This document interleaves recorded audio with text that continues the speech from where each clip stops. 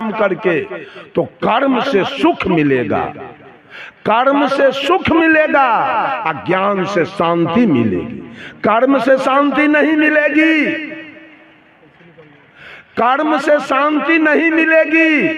कर्म से केवल सुख मिलेगा, रोटी मिलेगा, कपड़ा मिलेगा, मकान मिलेगा कर्म से, और ज्ञान से शांति मिलेगी। तो एक बात बताइए, सुख बड़ा है कि शांति बड़ा है? आप नीमक रोटी खा के सो जाइए, और घर में यदि प्रेम है, शांति है, तो रात्रि बीत जाएगी एकदम शांति से। और खीर पूरी खा के सोए हैं, 500 बीघा जमीन है, और रात भर आपके घर में दंगल हुआ सास पुतोह में, तो रात कटेगा नरक के समान। के मरेगा और कौन कटेगा, कौन जलेगा, इसकी कोई गारंटी नहीं रहेगी आपके घर। शांति के लिए ज्ञान चाहिए और सुख के लिए कर्म चाहिए। शांति के लिए धर्म चाहिए और सुख के लिए कर्म चाहिए। कर्म करेंगे जीवन सुखी होगा, धर्म करेंगे अविचल शांति प्राप्त होगी। आपके जीवन शांति कर्म कांड से नहीं मिलेगा, शांति ज्ञान से मिलेगा। किसी महापुरुष के निकट में बैठिएगा। एक बार हमारे बगल में, वो दादा के रिश्ता में हमारे लगते हैं, देवेंद्र राय उनका नाम है, ऐसे लोग देवेंद्र दास कहता था। उनका बेटो पटना में डॉक्टर है और पुतोह भी डॉक्टर है पटना में। हमारा दियादी में लगते हैं, हमारे घर के बगल में उनका घर पड़ता है। उनके साथ मैं जा रहा था, उनका ड्यूटी था पूर्वी चंपारण रक्सौल में, रेलवे में अच्छा पद पर सिग्नल विभाग में कार्यरत थे। अब वहीं कबीर पंथ के गुरु भी थे, साहब कहीं जानते होंगे, सोगारत साहब, देवेंद्र साहब नाम था। एक वो लड़का धर्मवीर भास्कर, वो पटना में डॉक्टर है, और उनकी बहू भी पटना में डॉक्टर है। तो हमको कहे साहब चलिए रक्सौल भंडारा, उनकी चलिए। चले गए, मुजफ्फरपुर उतरे, तो इन्होंने कहा कि हम तो रिटायर कर गए, एक मित्र हमारा है टीटी, वो अभी कार्यरत है, चलिए जरा उससे भेंट कर लेते। वो टीटी महोदय आप ही के हाजीपुर के बगल में धरहारा गांव है, वहीं के भूमिहार कुल के थे। उनसे गए भेंट करने, और रूम में गए, दोनों बात करने लगे। हम दरवाजे पर बरामदा पर बैठ गए, तो टीटी महोदय अपना व्यथा इनको सुनाने लगा। साहब जी को दोष, चारों भाई में बंटवारा हो गया, कुछ हेर फेर हो गया, बेईमानी शैतानी हुआ, मारपीट हो गया चारों भाई में, चरचर पचपच की तब मामला फौजदारी हो गया। अब मेरे ब्रेन में चैन नहीं है, मैं बेचैन होके जी रहा हूँ। दरवाजे पर से कबीर साहब का एक साखी बोल दिए हम ये बात सुन के, कबीर माया बेस्या, कबीर माया बेस्या दोनों की एक जात, आवत को आदर करे जात न पूछे बात। वो टीटी तुरंत बाहर आया और हमको कहा ये साखी हमको लिखाइए। मैंने उसको लिखा दिया, और टीटी ने कहा कि कल मुकदमा वापस होगा और चारों भाई का झगड़ा लड़ाई कल मैं खत्म कर दूंगा। जब कबीर साहब ने धन को बेस्या से तुलना कर दिया, तो ये बेस्या के लिए अब लड़ाई नहीं चलेगी, बंद हो गया लड़ाई। कहा कल सारा झंझट मैं खत्म करूंगा। बंधुओं, कबीर की वाणी को साधारण विपत्ति काल में याद कीजिए। कबीर को अगर एक लौता बेटा आपका मर गया है और कबीर का एक साखी याद है, तो बेटा वाला मोह ममता और दुख दर्द आपका खत्म हो जाएगा। ऐसे थे सदगुरु कबीर। कबीर के वाणी को साधारण मत लीजिए, कबीर के वाणी को तुलसी के वाणी से तुलना मत कीजिए। किसी के वाणी से कबीर का वाणी तुलना नहीं कर पाएगा। ऐसा अद्वितीय कबीर साहब का चिंतन, कबीर साहब का विचार है। तो मैं थोड़ी सी चर्चा आपके सामने रखा। भारतीय चिंतन धारा के दो दिशा हैं, ज्ञान कांड और कर्म कांड। अभी जो चल रहा है ये ज्ञान कांड है। ये बात सब बताता है पंडित कभी वो कहेगा कटहर के पत्ता लाइए, अरबा चाय लाइए, जौ लाइए, तिल लाइए, नारियल लाइए, गुगुल लाइए, जटामसी लाइए, हवन लाइए, घी लाइए और सुहा करके सबको जलाइए। यही कर्म कांड उनका चलता है। ऐसा सारा दुनिया को अपना पेट के चलते ब्राह्मण सारा सोलकन को फंसा के रखा है। कोई बाभनी रजपूतनी के माथा में जट्टा नहीं फूटा है आज तक। कोई कहे तो बाभनी रजपूतनी भक्ति नहीं बनी, हाथ में छड़ी देखा, लेकिन इस सोलकन के औरत सब हाजीपुर में बेत ले कूदती है गंगा में। इसको पिछोड़ा में 2 डिसमिल जमीन नहीं है बैगन को भी रोपने के लिए, और देवता भट्ट इसके देह पर है। और जिसको 200 बीघा जमीन है, बेटा पति जिसका इंजीनियर डॉक्टर कलेक्टर है, जिसका 3-3 महल का मकान है, जिसका बैंक बैलेंस है, उसके यहाँ देवता का कोई चिंता नहीं। जादव में भगत होता है भुइयां के, भुइहार में भगत देखे, रजपूत में भगता देखे हैं, कायस्थ में भगता देखे हैं, जादव में भगता होता है। एकरा देह पर खाली देवते रहता है। सोलकन में कारिक के भगत होता है और सोखा के भगत, गणिनाथ के भगत, फेकू दयाराम के भगत। भुइहार में भगत नहीं होता है, रजपूत में भगत नहीं होता है, वो इंजीनियर होता है, डॉक्टर और कलेक्टर। भुइहार रजपूत ब्राह्मण की पत्नी शिव चर्चा नहीं करती है, ये सोलकन की पत्नी करती है शिव चर्चा। भुइहार रजपूत ब्राह्मण के बेटी सर पर कलसा नहीं ढोती है, इस सोलकन के बेटी से कलसा ले बउआल घूमती है गाँवे गाँव। हरिंद्रानंद कौन था? हम बराबर मधेपुरा रहते हैं, मधेपुरा में मैंने मठ भी बना लिया है, वहीं रहूंगा अब। मधेपुरा में एसडीओ था, एसडीओ हरिंद्रानंद जाति का ब्राह्मण है। एक बार चुटकी बजा दिया ब्राह्मण, सारे सोलकन को उलझा दिया। ये अपना जात को नहीं उलझाया है, सोलकन को उलझा दिया। सब सोलकन के पत्नी शिव चर्चा करती। कर्म की प्रधानता है, मैं कर्म नहीं रोक सकता हूं। सारे लोग खेती कीजिए, कर्म नहीं करेंगे तो भोजन कहां से मिलेगा, कपड़ा कहां से मिलेगा, बेटा बेटी का पढ़ाई कैसे होगा, माँ बाप का सेवा कैसे होगा, खेत कैसे खरीदाएगा, मकान कैसे बनेगा, माँ बाप का सेवा कैसे होगा, गाड़ी घोड़ा कैसे खरीदाएगा। कर्म की प्रधानता है। खेसारी लाल यादव, दिनेश लाल यादव, विजय लाल यादव, निरहुआ कर्म किया, भोजपुरी पूरी फिल्म बनाया, आज अरबों खरब कमा लिया, चैन से जी रहा। अमिताभ बच्चन, हेमा मालिनी, शाहरुख खान, सलमान खान, ये सब सिनेमा में रुपया कमाया अरब खरब, चैन से जी रहा है। सचिन तेंदुलकर, सुनील गावस्कर, कपिल देव, रोहित शर्मा, विराट कोहली, वीरेंद्र सहवाग, क्रिकेट में रुपया कमाया, आराम से जी रहा है। मधेपुरा जिला के सियाराम यादव है, उन्हीं का ये शोभा सम्राट थिएटर सियाराम यादव का है मधेपुरा, जो जनता दल यू के जिला अध्यक्ष, और उनकी पत्नी मीलन देवी, उनके हम मैं कई एक बार सत्संग में गया, उनकी पत्नी जिला परिषद के अध्यक्ष थी, अभी नहीं। अभी वहां के बउआ यादव हैं, जिनकी माँ मधेपुरा जिला के जिला परिषद के अध्यक्ष है। और बउआ यादव के परिवार में आप लोग नहीं मानेंगे ना, 12 वो जिला परिषद सदस्य है जीता हुआ, बउआ यादव के परिवार में 12 जिला परिषद सदस्य हैं, जिता लिया उन्होंने। गिनिएगा, ससुर को जिता लिया, सास को जिता लिया, साला को जिता लिया, सरोज को जिता लिया, सारू को जिता लिया, सरुआइन को जिता लिया, अपने जीत गया, माँ को जिता लिया, पत्नी को जिता लिया। अरे कुमारखंड ब्लॉक में एक यादव है परमानंद यादव, अभी 1200 बीघा जमीन उनके पास है, उसको जाके हरा दिया। बउआ यादव, वही उसी की माँ भी जिला मधेपुरा जिला के जिला परिषद अध्यक्ष। वो सियाराम यादव शोभा सम्राट थिएटर जो सोनपुर में आता है उसको चला करके 100 बीघा जमीन खरीद ली, पेट्रोल पंप बैठा दिया मेहनत करके शोभा सम्राट थिएटर।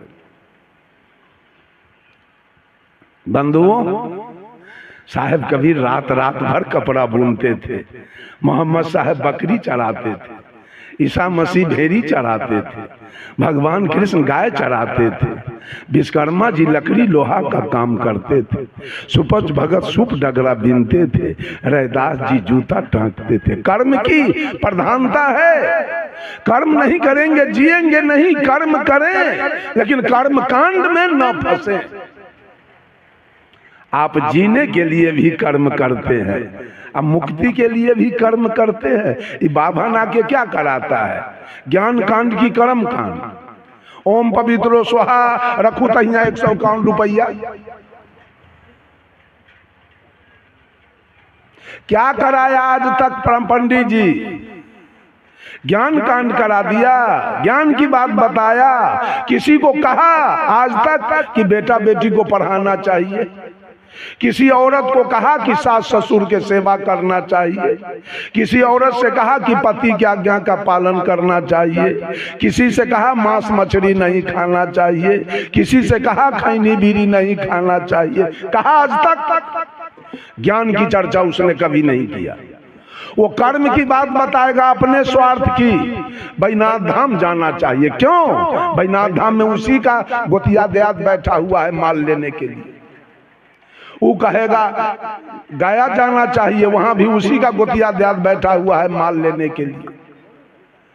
वो कहेगा जितिया करना चाहिए, करवा चौथ करना चाहिए, नाना प्रकार के कर्म कांड केवल आपको बताएगा, केवल अपना आमदनी का घर वो बताएगा। इसी में सारे लोग जा करके उलझे हुए हैं, वेद को मानते हैं। और साहब कबीर ने कहा वेद पशु, वेद के मानने वाला एक भी मानव नहीं है, सब कुत्ता मानव है। वेद के मानने वाले पशु हैं, वो मानव नहीं है। बोलिए सब आदमी, एक आदमी बोलिए वेद किसने लिखा? वेद कौन लिखा है? वेद का बात हम क्यों मान लें? वेद की बात को हम क्यों माने?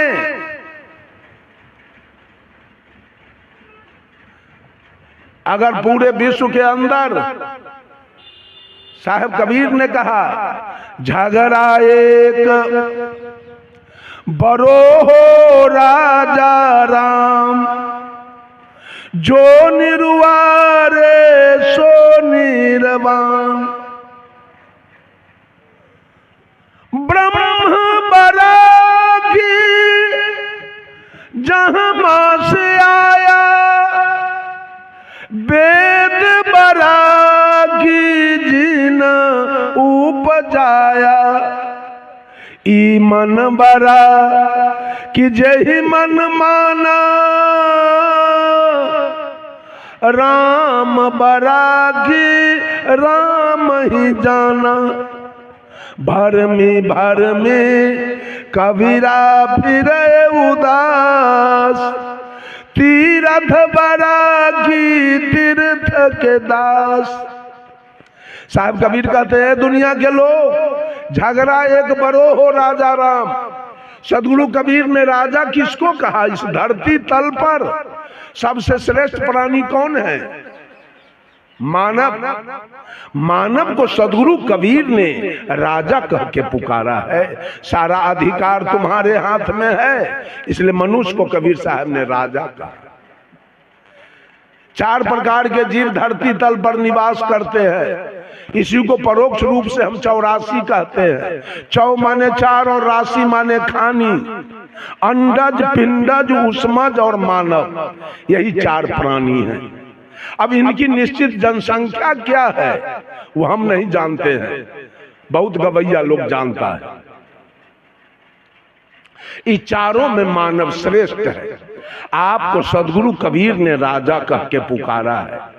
झगड़ा एक बड़ो हो राजा राम, ओ राजा इस धरती तल पर, इस अवनी तल पर एक बहुत बड़ा झगड़ा लग गया।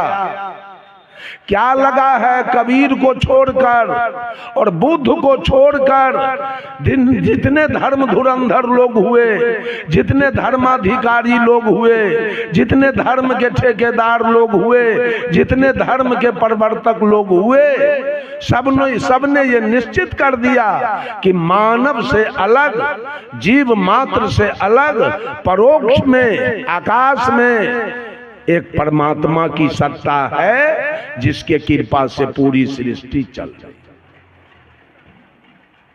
उसी परमात्मा के कृपा से खेती बाड़ी, बिजनेस, व्यापार, नौकरी चाकरी, माल मवेशी, बेटा बेटी, पढ़ाई लिखाई, रात दिन, अतिवृष्टि अनावृष्टि, ऋतु परिवर्तन, मन धरती तल पर जितने भी कार्य हो रहे हैं वही परोक्ष ईश्वर की कृपा से। और वो ईश्वर कैसा है? जिस ईश्वर के कृपा से सारे कार्य हो रहे हैं वो ईश्वर कैसा है? वो ईश्वर सर्वत्र है, एक तिल खाली नहीं है ईश्वर से, हर जगह है। मैंने उस आदमी से पूछा इसका मतलब ईश्वर वेश्यालय में भी है, ईश्वर चोरी में भी है, ईश्वर डकैती में भी है, ईश्वर दारू के भट्टी में भी है, ईश्वर गाय कटती है वहां भी है, ईश्वर जहां बकरी कटती है वहां भी है, जहां बलात्कार होता है वहां, जब तिल भर जगह खाली नहीं है इसका मतलब सारा कुकर्म ईश्वर करवा रहा है। ईश्वर सर्वत्र है और ईश्वर सर्वज्ञ है, वो सब कुछ जानता है। इसका मतलब राम जान के अपने पत्नी का हरण कराया, वो तो सर्वज्ञ है, सब कुछ जानता है। ईश्वर सर्वेश्वर है, ईश्वर सर्वव्यापक है। तुलसीदास जी ने लिख दिया ईश्वर सर्वव्यापक है। व्यापक माने क्या होता है? जो पूर्ण रूप से भरा हुआ हो, जो आकंठ भरा हुआ हो। जैसे घड़ा में पानी पूरा भर दीजिए उसको कहिए व्यापक, पानी व्यापक रूप से भरा हुआ है घड़ा में। तो ईश्वर इस काया में व्यापक रूप से भरा हुआ है। तो जान कट जाने के बाद आदमी जिंदा रहता है, हाथ कट जाने के बाद आदमी जिंदा रहता है, और गला यदि कट जाए तब रहेगा। इससे साबित होता है कि ईश्वर सर्वव्यापक नहीं है। ड्राइवर, बस चलाने वाला ड्राइवर, रेल चलाने वाला ड्राइवर, पूरा गाड़ी में वही व्यापक रूप से भरा रहता है कि ड्राइवर किसी एक सीट पर बैठ के बस को हाँकता है, पूरे बस में यात्री बैठा रहता है। उसी प्रकार से परमात्मा की सत्ता काया के किसी एक बिंदु पर बैठ करके ई काया को चला रहा है। वो व्यापक नहीं है। परमात्मा सर्वत्र नहीं है, परमात्मा सर्वज्ञ नहीं है, परमात्मा सर्वेश्वर नहीं है, परमात्मा सर्वव्यापक नहीं है, परमात्मा सर्वगुण संपन्न नहीं है, परमात्मा सर्वशक्तिमान नहीं है, परमात्मा सर्वांतर्यामी नहीं है, परमात्मा सार्वभौम सत्ता संपन्न नहीं है। ये गद्दार लोगों ने इस बात को बोला है। परमात्मा कहीं बाहर में है ही नहीं तो सर्वशक्तिमान कैसे होगा? वो सर्वगुण संपन्न कैसे होगा? और परमात्मा अगर सर्वशक्तिमान है तो सीता के हरण क्यों हुआ?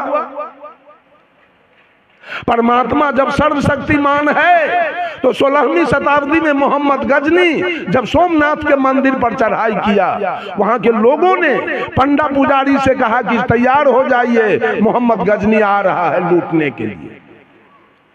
परमात्मा, वो पंडा पुजारी कहा कि आप चुप हो जाइए, परमात्मा में उतना शक्ति है कि मोहम्मद गजनी से फरियाद लेगा। परिणाम हुआ कि पूरा देवी देवता दुर्गा काली के नाक कान चीर के सब सोना चांदी निकाल के मोहम्मद गजनी चला गया और परमात्मा आपका देखता रह गया।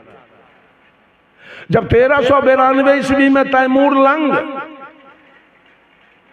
99,000 सेना लेकर आया और दिल्ली के लाल किला पर चढ़ाई किया। 1 लाख हिंदू का सर काट करके और लाल किला पर बैठ के ईद का नमाज पढ़ाऊ। कहाँ गए आपके भगवान, कहाँ बैठे थे? 1 लाख हिंदू का गला कट गया, उड़ा दिया। तैमूरलंग कहाँ गए थे भगवान उस समय? ये सारे लोग हनुमान के लड्डू खाने वाले हैं, हनुमान के लड्डू खा रहे हैं। एक पंडित जी थे, एक मौलवी जी थे, एक पादरी जी थे और एक जादव जी थे। चारों में दोस्ती हो गई। यही सोनपुर मेला लगा हुआ था। चारों दोस्त कहीं घूम रहे थे, एक दिमाग में बात आई कि भाई सोनपुर मेला लगा है, चलिए हम लोग देखें। चल दिया। उस समय गाड़ी घोड़ा नहीं थी, पांव पैदल चल दिया चारों। सोनपुर आते आते कोन्हारा घाट 9-10 बज गया रात। पंडित जी ने कहा कि अभी हम लोग अब उस पार हरिहर क्षेत्र नहीं जा पाएंगे, रात्रि विश्राम करो यहीं कोन्हारा में। चलो किसी मठ पर कुछ भोजन बनाओ, भोजन करें, विश्राम करें, कल सवेरे उठ के हरिहर क्षेत्र का प्रस्थान करेंगे। कहा ठीक तो है, चला जाए। एक मठ पर गए और पंडित जी ने कहा भात बनाओगे, दाल बनाओगे, सब्जी बनाओगे, भुजिया बनाओगे, पापड़ बनाओगे, तिलौरी बनाओगे, बहुत समय 10 बजिए रहा है, 2:30-3 बज जाएगा भोर, खाते खाते 4 बजेगा, सोओगे कब और जाओगे कब? इससे अच्छा है कि कम समय में जो भोजन बने उस भोजन को बनाओ कि हम लोग तुरंत खा के सो जाए। जादव जी झट से कह दिए फिर तस्मई बन जाए, दूसरा कुछ बनाना नहीं पड़ेगा। झटपट में एगो पाक तस्मई बनेगा और सब लोग खा के बिछावन पकड़ लेंगे। जादव जी की बात पास हो गई। पंडित जी ने जादव जी से कहा जादव जी आप दूध खरीद के ले आइए। मौलवी को कहा चावल, चीनी, गरी, छोहारा, मुनक्का खरीद के ले आइए। पादरी जी को कहा आप जलावन और पानी ले आइए। तीनों जने गए, तीनों सामान लाने। तब तक पंडित जी मठ को बुहार सोहार के तैयार किया, सारे सामान आ गया। पंडित जी सोचा सबसे बड़का जात तो हम हैं, हम ही क्यों नहीं तस्मई बनावे। जादव जी को, मौलवी जी को, पादरी जी को, तीनों को कहा आप लोग बैठ जाइए, अब मैं तस्मई बनाता हूँ। वो तीनों बैठ गए और ये तस्मई बनाना शुरू किया। तस्मई बन गया। पंडित जी ढक्कन से ढक के तस्मई उतार के रख दिया और जादव जी और मौलवी जी और पादरी जी से कहा आप तीनों थाली लेके बैठिए, अब मैं परस के खिला देता हूँ, बाद में मैं भी खा लूंगा। जादव जी, मौलवी जी, पादरी जी थाली लेके बैठ गए। पंडित जी डेगची उठाए गए परसने के लिए, ढक्कन हटाए, करछुल भिराए। तस्मई तो अभी गर्मे था, उसका वाष्प जो निकला वो पंडित जी के नाक में स्पर्श हुआ। इतना गमक रहा था वो तस्मई, इतना बेजोड़ बना हुआ था। पंडित जी को लोभ हो गया, ओहो इतना बढ़िया तस्मई बना के आई जादव जी को, मौलवी जी को, पादरी को कैसे खिला दे। लगाते हैं कोई फेरी और सब तस्मई हम अपने खा जाएंगे। कहा सुनिए, एक एक करछुल तस्मई सब लोगों को मिलेगा, हम भी एक एक करछुल खाएंगे। सारा तस्मई स्टॉक पर हम सिक्का पर रख देते हैं। कल भोरे उठ के जो सबसे बढ़िया सपना दिखाएगा वही सारा तस्मई खाएगा। एक एक करछुल तस्मई जादव जी को, मौलवी जी को, पादरी जी को मिला। तीनों खा के उठ गए। पंडित जी भी एक एक करछुल खाए। चारों चले गए बिछावन पर। पंडित जी सो गए, पादरी जी सो गए, मौलवी जी सो गए और जादव जी को तो एक करछुल से कुछ नहीं हुआ। ई बेचारे बिछावन पर छटर पटर कछर मच्छर कर रहे थे। जादव जी को नींदे नहीं आ रही थी। 12 बज गया रात, जादव जी छटर पटर करते रह गए। जब 12 बज गया रात, नींद नहीं आई, तो जादव जी उठे और सीका पर से देगची उतारे और पूरा देगची के तस्मई वृंदावन बिहारी लाल, पूरा तस्मई खा गए। और खलिया देगची फिर सीका पर रख के ढक्कन से ढक के पेट भर गया, आलस आने लगी। चद्दर तान के 12 बजे रात में जादव जी सो गए। और पंडित जी का अनुमान था तस्मई पर कि कब भोर हो, कब हम सपना दिखावे और तस्मई खा जाए। 2-2:30 बज गया रात, पंडित जी जग गए। चूंकि ध्यान तो था तस्मई पर, मौलवी को जगाया, मौलवी साहब आपका सपना कैसा है? मौलवी ने कहा मेरा? अरे मैं तो 5वां आसमान में अल्लाह के साथ सैर कर रहा था। पंडित जी कहे अब इससे तस्मई बचना तो मुश्किल है, अब इससे बड़ा सपना क्या होगा जो 5वां आसमान में अल्लाह के साथ सैर करे। पादरी को जगाया, बोलिए पादरी जी आपका क्या सपना है? कहा हम तो 7वां आसमान में ईसा मसीह के साथ थे। कहा ओ गया मौलवी अब फक्का में, इधर एकरो से 2 आसमान बढ़ा दिया। इस 7वां आसमान में था ईसा मसीह के साथ, तो तस्मई तो इसका हो गया, पादरी का। अब मौलवी पूछा पंडित जी से, पंडित जी और आपका सपना कैसा है? ये खड़े झूठ बोल रहा है पंडित जी। साहब कबीर कहे ब्राह्मण भक्त न वेश्या सती और सोनरा सांच न ये को।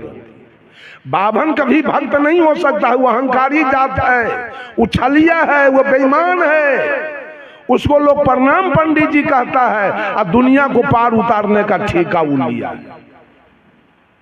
साहब कबीर कहे बाभन को कभी मुक्ति नहीं मिलेगा, और न सोनार को मिलेगा और न बनिया को मिलेगा, ये तीनों को नहीं मिलेगा। बनिया कितनो ईमानदार होगा तो तनका डंटी मारिए देगा, अकायत कितनो ईमानदार, ये सोनार कितनो ईमानदार होगा तो तनका चोर होबे करेगा निश्चित रूप से। क्या हुआ? पूछा आपका सपना कैसा है पंडित जी? इन्होंने क्या कहा? हरा हरी झूठ बोल गया। हम तो क्षीर सागर में थे, विष्णु हमारे सिरहन्ना में बैठे हुए थे और लक्ष्मी हमारी पैर दबा रही थी। कहा बाप, इस सब करेजा में मुक्का मार लिया। अब इससे बढ़ के सपना एक बात है, तस्मई हो गया पंडित जी के। अब पता नहीं है ये अनुमान के लड्डू खाते हैं और जादव जी अनुभव कैले सूतल। सवेर हो गया, 7 बज गया दिन, अब जादव जी फोंप काटे। उनको कौन हड़बड़ी है? तस्मई तो गायब है, हड़बड़ी तो ये तीनों के है। 7 बजे पंडित जी देखे मौलवी वाला हिस्सा हमारा हो गया, पादरी वाला हो गया, एक हिस्सा मेरा है, तो 3 हिस्सा के मालिक हम हो गए। एक के हिस्सा का मालिक नहीं, जादव जी सोया हुआ है, इससे भी जगा के पूछ लेते हैं, एक के बेर पंगत लगाएंगे। कहा कि ओ जादव जी, ओ जादव जी, अरे जगिए सवेरा हो गया। जादव जी उठ के बैठ गए। कहा मौलवी की तरफ से तस्मई मेरा हो गया, पादरी के तरफ से भी हो गया, एक हिस्सा मेरा है, तो 3 हिस्सा का मालिक हम हुए ना। तो जादव जी कहा एक के हिस्सा ना आपका है। तो कहा जी आप भी अपना सपना बताइए कि हम एक बेर पंगत लगाएंगे। जादव जी कहा पंडित जी हमारा सपना तो कहने लायक नहीं। कहा कुछ तो कहिए। कहा क्या कहें? आप सोए हुए थे, ये पादरी सोया हुआ था, ये मौलवी सोया हुआ था, ये कड़ा कड़ा मोच वाला आदमी इतना मोट के लाठी लेके आया और हमको जगाए, उठो। हम जग गए और उसका मोच देखे या लाठी तो हमारा था प्राण सूख गया देख के। हमको कहा जगा, हम कहे जी जग गए। अरे जरा देखिए उतारो ऊपर से। क्या करे, मोच के डर से, लाठी के डर से ऊपर से देखिए उतार नीचा। उतार दिए तो हमको कहता है खाओ। हम कहा कि हम नहीं खाएंगे, चार दोस्त हैं, हम चारों का हिस्सा है, सवेर में मार हो जाएगा, हम नहीं के बैठ खाते होगी, हम लाठी चलावे अभी।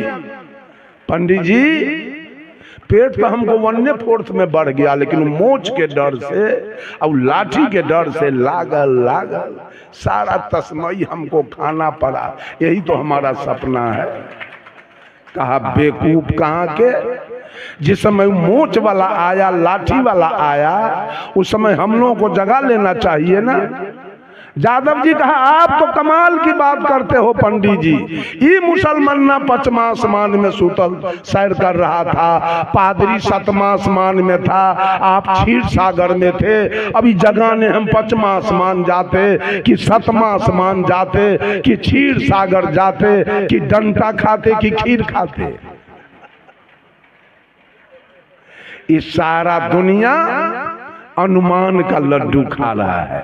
भगवान पूरब में है, भगवान पश्चिम में है, भगवान उत्तर में है, भगवान दक्षिण में है, भगवान आकाश में है, भगवान धरती पर है।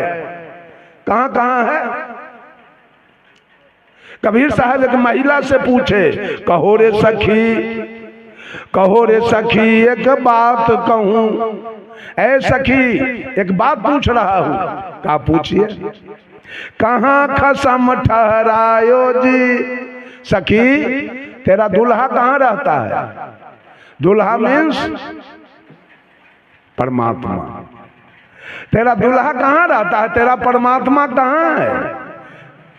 तो सखी कहती है आकाश में ऊपर। कहाँ है दुल्हा? आकाश में। तो साहेब कबीर कहे दुल्हा आकाश, और दुल्हन कहाँ है? दुल्हा आकाश में है, और दुल्हन कहाँ है? दुल्हा आकाश पताल में दुल्हन कैसे कछो मिटायो जी। दुल्हा हो पंजाब में और दुल्हन हो कैथोलिया में, क्या वो बाल बच्चा होगा? दुल्हा है आकाश में और दुल्हन सब है धरती पर। क्या वो काम बनने वाला है दुल्हा से? बनेगा कुछ? है बनने वाला? सब आदमी गुलाम बन गया है पंडित के। ये सारे गुलाम बैठे हैं, मालिक नहीं बैठे हैं, ये सारे गुलाम बैठे हैं। ये वेद के गुलाम हैं और पंडित के गुलाम है, दोनों के गुलाम बैठे हैं। उनके बिना इनका कवित करेंगे मंच पर, खूब कबीरपंथी सब मंच पर कानून बुकनी करेगा। आज जब बेटी के विवाह होगा तो उसको बुला के लाएगा,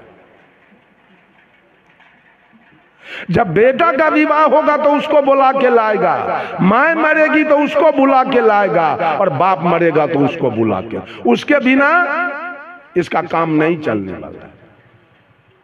एक दिन हमारे गुरु जी आचार्य श्री धर्म स्वरूप साहब जीवन ज्योति केंद्र